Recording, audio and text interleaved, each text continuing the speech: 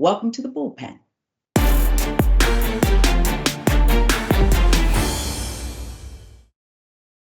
live right here.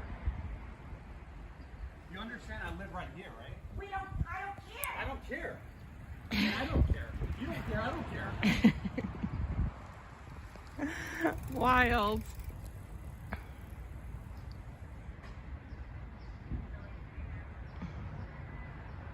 Yes, there's some very suspicious people, and they're going to rob and steal and kill people. We're at 4353 Colfax Avenue. Please come in a hurry. They're in private property where they're not supposed to be, and they won't get out.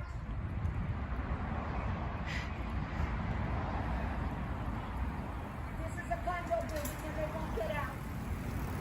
And they have no... And there it is. Can an actor, writer, producer extraordinaire just ride a bike? Just ride a bike in Studio City, California without being attacked by a vicious Karen? Apparently not. Amir Mo joins us now. Welcome to the Bullpen. We're just honored to have you on and to really update this encounter, really a scary encounter, because you never know what these Karens are going to do. But welcome. Thank you for joining us. I want to talk about, your indie comedy feature too, but let's start with that day in Studio City and remind us, you were riding a bike, but you were out kind of scouting and doing things as well for this extraordinary work that you do. Yeah, thanks for having me, Sharon. Yeah, I had a screen test. The casting directors wanted to see me on a bike, so I just got myself a new bike. Literally, as I look to my left, I see exactly where that video was taking place, less than 100 feet away from my building, and I'm just trying to get some footage of me on my bike. And as I was pulling in to this area, I, comedically said, "Well, I think I got a Karen behind me." Because she was really like slow. I gave her all the room to get in. Wait, you really said that, Amir? I really did say that. I really actually did say that. I'm not even joking, because she had so much room to drive past me to go where she was going, and she was just kind of hanging back. And I was like, maybe I got a Karen behind me. And then she pulled over and made this big ruckus and called the police and said that I looked like I wanted to kill and rob, which we know the history. Sure. Yeah. What first? I understand that your Karen radar went up. The instinct was there that you said, okay, we might have a problem here. Okay, with another wild one, here we go. But when you began to unpack it and realize, no, really calling the police on me here, did you want to? And I don't know if anger is the first thing you felt, but is there this need to rationalize and say, come on? Yeah, I mean, I grew up with really over the top, blatant racism, and it wasn't just like kids around my block. Like it was adults in like the school system. So for me, I've kind of been desensitized towards that stuff, for better or for worse.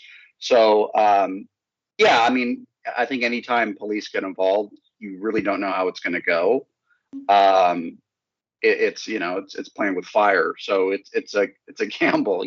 Like obviously you would think that it should be kind of laughed off the phone, maybe. Like he's riding a bike.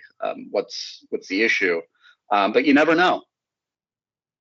What was it that made you tell your girlfriend Robin, right? Hey, let's document this. You got to document this. Was there that additional fear? You mentioned the police, but to say, hey, look, I did nothing here.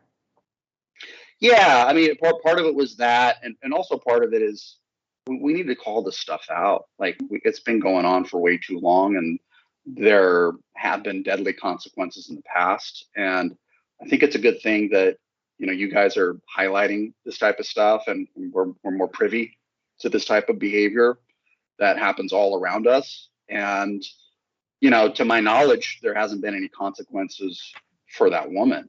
And there absolutely should be. Like, there's laws on the books, about that stuff. So I was just like, keep it rolling, like obviously record, because it's my word versus hers, and she's the lighter one. So There it is, that part. yeah. So you never know which way it's going to go.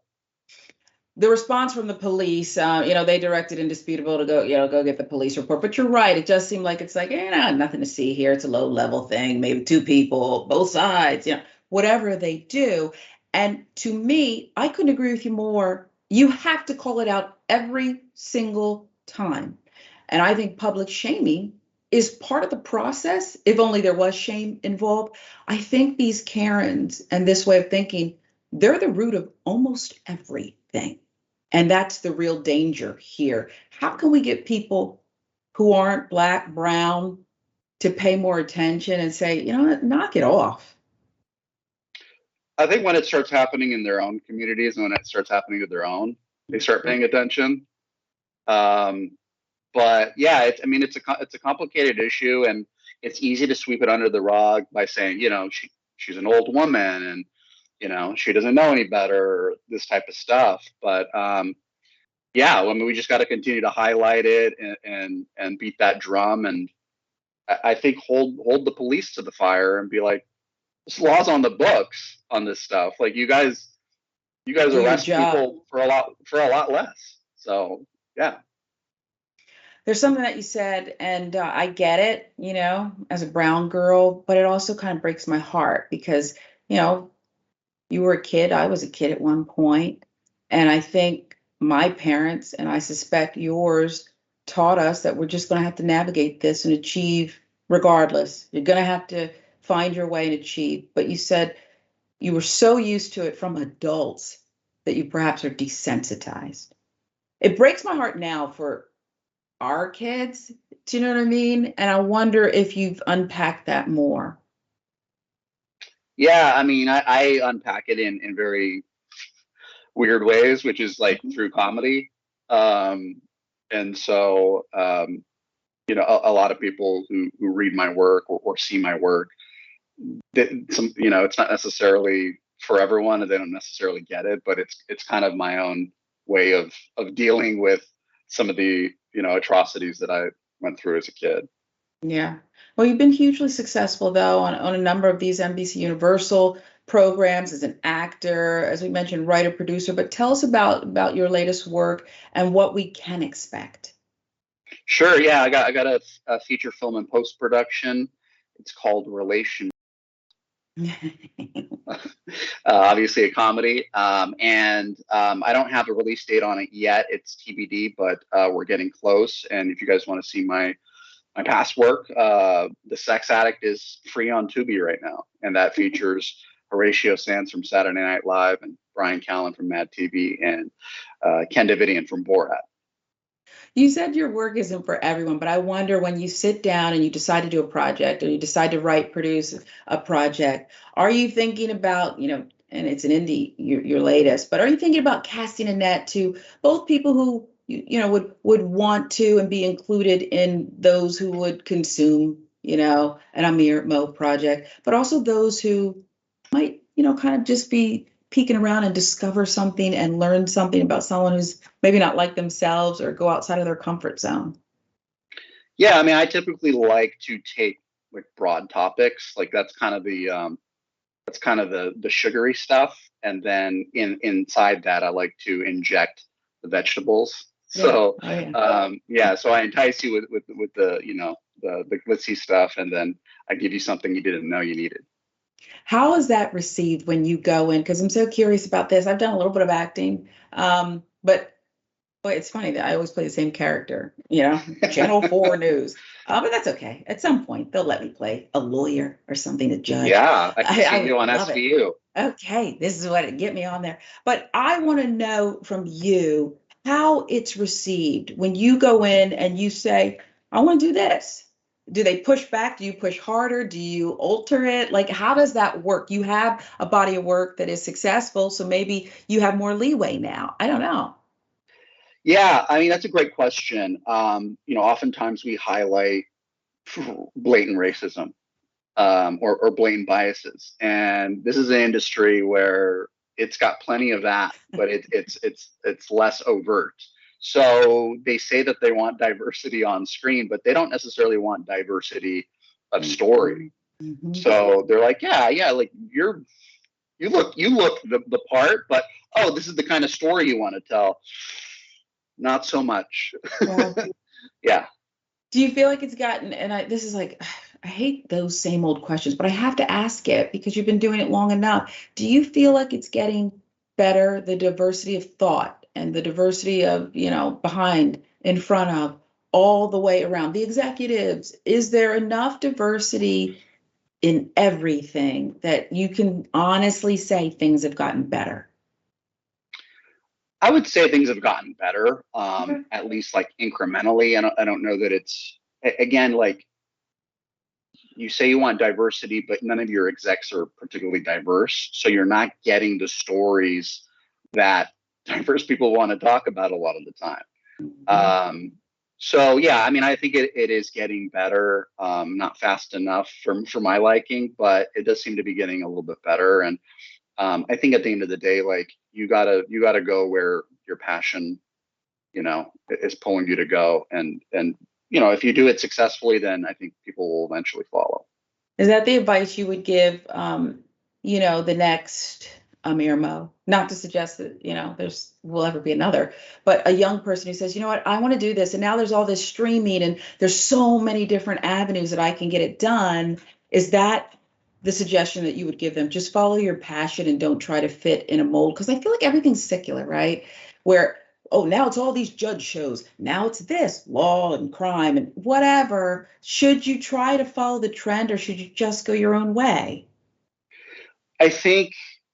I really think that, like, first of all, I would say don't do this type of work unless you absolutely have to, unless you're obsessed with it. Because I see people be like, oh, I'll give it a try for a year, or I'll do this. And I was like, yeah, this is like, you've got to be ingrained in this. But I really, like, for me, it's hard for me to do my best when I'm not passionate about the work. I'll get auditions for certain roles and I'll be like, that wasn't it. And it's because I'm not passionate about the role or the story or anything like that. So I think, for me particularly, I have to do something that I'm like really passionate and I can get like obsessed about. So. Well, we're almost out of time. I do have one more question for you because now that we've even updated the story, I'm wondering, you're so creative, and everything that you write and produce and, star in even. Will this Karen from Studio City become an inspiration for you in some way in your work? Yes. That's a good question. Or is she not worthy? Maybe she's not worthy. So even before her, I'm actually shopping a Christmas script right now. It's not your typical Hallmark script at all. It's about like meeting your, partner's parents for the first time and their Karens. Oh God. They're like MAGA Karens. Might have a story about that. Yeah. So in a way, she's already in. Right. But to be clear, I just want to make it clear, wherever you are, Karen, in Studio City, you get no credit. Don't come after the man for any money. You're not, it's a collection of Karens that put this thing together. Well, we just love you. I appreciate you taking the time out. Sorry that this happened to you. And I think you're right. Again, we have to call it out. We have to shine a light on it because it's not right. Amir Mo, thank you so much. And I look forward to whatever you got coming up next. Thank you. Thank you, Sharon. You got Bye. it. Thanks.